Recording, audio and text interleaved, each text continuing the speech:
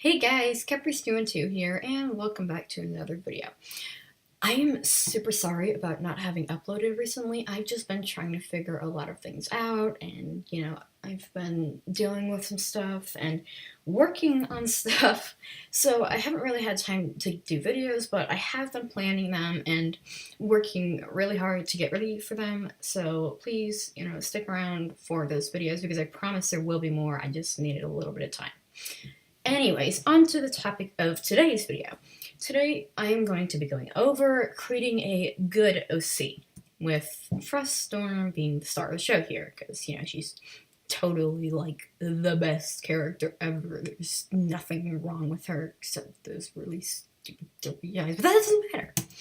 Anyways, step one, deciding on a species. So, you have a lot of options here as to what you can do. You can basically come up with anything you want. You can be an actual animal, you can create a mix of an animal, like a fox and a dog, or a fox and a wolf. It really just depends on what you want. Like Froststorm over here is a cat, and there's also, like made up characters, like I was saying, like Fuppies and Meowls, which are custom-made species. I suddenly forget what they're called. Like you can have like an anthro otter, you can have a wolf, you can even have like a husky. It literally just depends on what you want. Step 2, colors. So before I say anything else, this little slide is going to be about what not to do with the color, specifically this, or this. And admittedly, I actually designed all of these, and I made a mistake. I did not mean to do this, but I was just starting out drawing and designing characters, so I did do this because I didn't really know at the time. And what I did was I picked a bunch of colors that I liked and put them together. Now, don't do that. That's a bad idea.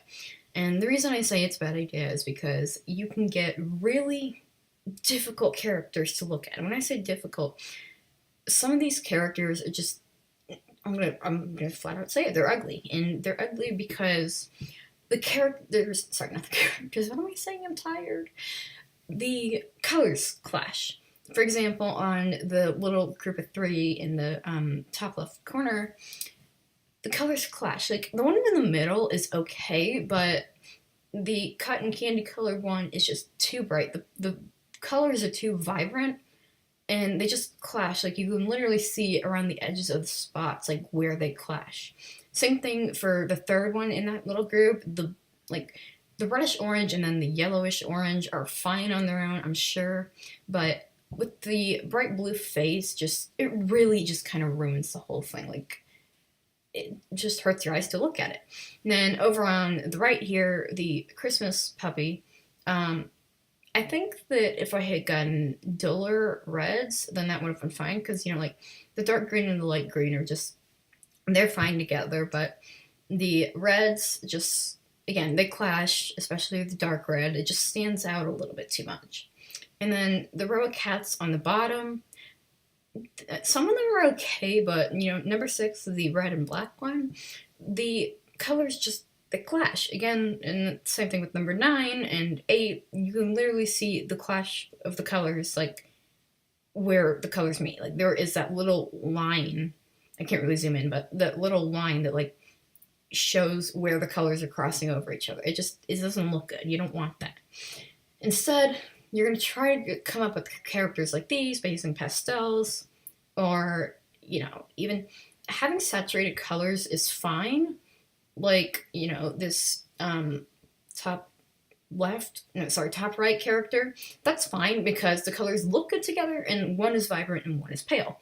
And then in this row of 3 on the bottom, you have the far left one, and those are 2 vibrant saturated colors, but they're not neon and they don't clash too much. Like, they look good together. And you can also just go on the safe side and have neutral colors that, only one lighter, but it's still natural, like this, off-white cream colored. That looks good with the other 2, like 3. They look good together. And then, the top 4, the cotton candy colored one, the one titled 1, that one, it's probably as far as you can go with the, colors, because they're both pastels, but the blue is still a little too saturated, in my opinion. It really does vary per person, and it's up to you what you design with your character. But it just sometimes they don't look good if they're too saturated or too crazy looking. Step 3, personality and backgrounds. So one thing I'm going to ask you to please not do is create a Mary Sue. Mary Sues are characters that typically, let's just use the character Bob, for example. I made this up. Mary Sues typically have an overpowered background and or personality. And what I mean by that is, for example, they have all the magical powers, they're the best at sports, they're the most popular, they're ultra rare, like of their species.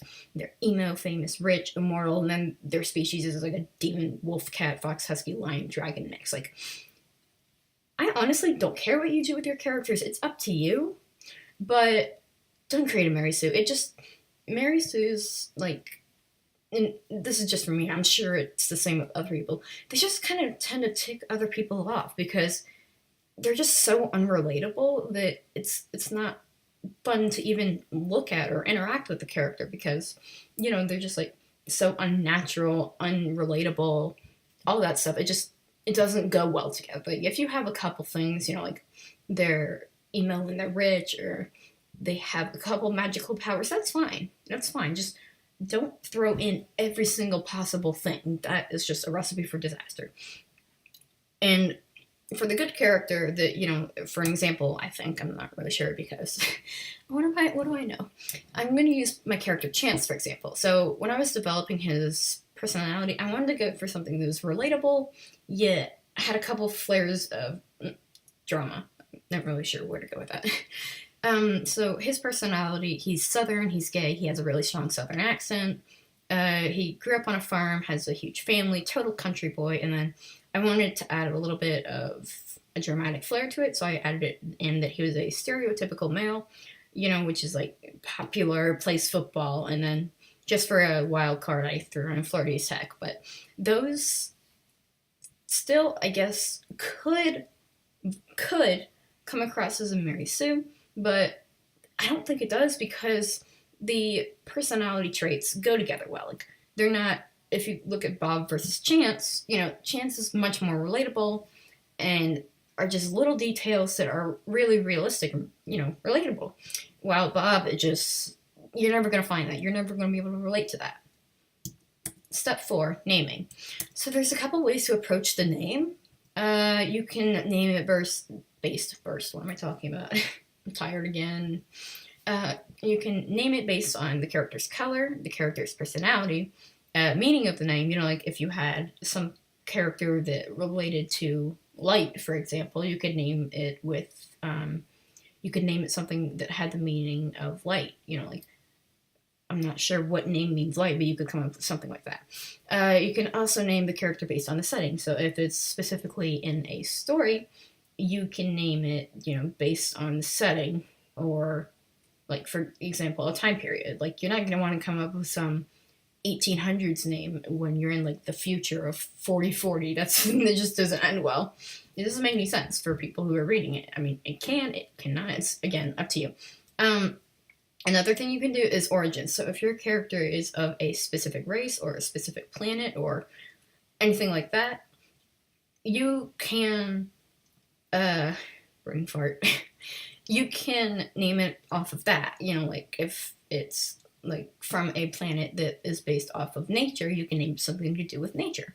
You could also name it off of things/objects. So, like you can name it off of something like weather, or if you wanted to name it off of like some sort of mineral, you could name it like diamond, or something like that, or like copper or something, among those lines. And then things, you can name it like I said, weather, like rain, or sunny, or something like that. You can also name it off of value. So when I say value, I mean what the name means to you. So if you have like a pet that passed away, you could name it after the pet that passed away, because that name would have value to you. Step 5, finishing details. So there's not really anything to say here other than check your work. It's just like turning in an essay or, getting a job application done. You you got to check your work. Make sure that you're happy with the results and are comfortable with it, and just, tweak it if you need it. And there is always the option to go back and change your character by, like adding a couple more markings or a couple less markings, or changing a little bit of its personality. That's always fine to do. Just, make sure that you're happy with your character, because, you're creating a character that you want to have. Like, you want to like the character. Like, you wouldn't be friends with someone that you didn't like. You would want to be friends with someone that you liked or got along with. It's the same thing with the character. You just want to understand them and feel like you're connected to them in some sort of way. But worst case scenario, you just don't feel connected to them anymore, and you can just either give away the character or sell it or something like that. It's really up to you. So, I think that's about it. Thank you for watching. Before you go, though, I do have to go over this really, really, really long list of credits. So let's go ahead and get that done. The first character you saw, Froststorm, the gray and white cat with the fish, belongs to me, and the character and the art belong to me. The second character you saw, it didn't come in this order, was Lagoon, the blue and gray wolf. It was drawn by Desi's Daily Doodles. The character belongs to me. Number 3 was Shiloh, the blue, gray, and white husky head that you saw. That was drawn by me as a gift to Shiloh Husky, who is the owner of Shiloh. Ophelia, the anthro otter, was drawn and belongs to Freaky Friend Girl 360. Again, you see Froststorm, that one belongs to me, and the art belongs to me. Riptide and Flurry, the Fluffy and Meowl. Those are both custom species by River Spirit 456, and those are also her OCs. They belong to her. Number 7 was the 3 neon cats that I was telling you don't look good. Those are adoptables that I designed. However, the free-to-use line art was by Skulls Adopts. I did not draw the line art. The Christmas puppy was an adoptable I designed, and Recurry gave out free-to-use line art. I only did the coloring. Number 9 was the row of cats you saw, but I had like about 10, I think. Those are adoptables. I only did the coloring. The line art is free-to-use line art by Ribbon Wren. Number 10 is the 4 cats, the ones in like a square. I designed the colors. Cute Little T did the free-to-use line art. Tree Dogget was drawn by me, but the character belongs to Cute Little T. The 10 Points Puppy was by me, and the line art was free to use by Recurry. And the row of puppies was, again, drawn by me, and the line art is free to use by Recurry. Again, thank you very much for watching. I appreciate it. Feel free to leave comments, suggestions, feedback, anything like that. I do appreciate it when you do that, because it, lets me know what you're thinking and what you'd like to see and what you think I could improve on, because, we all need help sometimes. And yeah, I think that's about it. I will leave links in the descriptions to all of these people's profiles, so you can, just go check it out for yourself if you want the line art or whatever. And know that I'm not lying about this, because trust me, I'm not going to steal art. That's a huge no. Anyways, again, I'm so tired. Thank you for watching. Bye! I'm gonna go take a nap now.